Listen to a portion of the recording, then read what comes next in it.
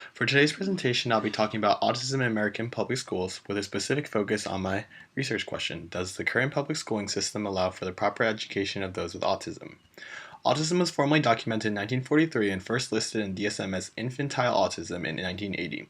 This later became the umbrella term of autism spectrum disorder, or ASD, in 2013.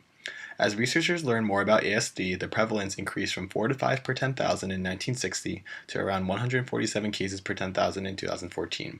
While the true number of people with autism didn't necessarily change, our awareness of the disorder itself helped increase the number of children diagnosed with ASD, and this development can be seen in the classroom as well. Prior to the 1960s, children with disabilities were often neglected and excluded from the public school system entirely, with the exception for the undiagnosed, as alternative settings and special education classes were their only options. However, the mid-1960s was a time when there was a push for educational equality in schools such as the ones led by the NAACP in places like Boston.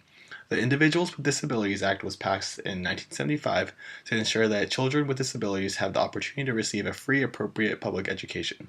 The No Child Left Behind Act in 2002 also reiterated that adaptations and accommodations must be made for students with disabilities who are struggling in school. The problem is that there is a disconnect with what the law says and results provided in real life. Research shows that those with ASD often struggle in the regular classroom setting as there are insufficient teacher education and training to adequately serve those with ASD, which has led to increased litigation against schools.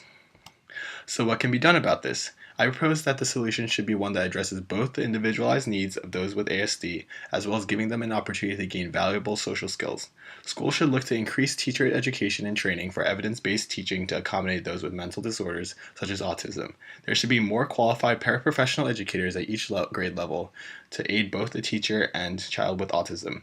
Research has shown that interventions, especially early intervention, is key for their success, and schools should offer services such as applied behavioral analysis, both inside and outside of the classroom, for those that struggle to keep up in both social and educational aspects.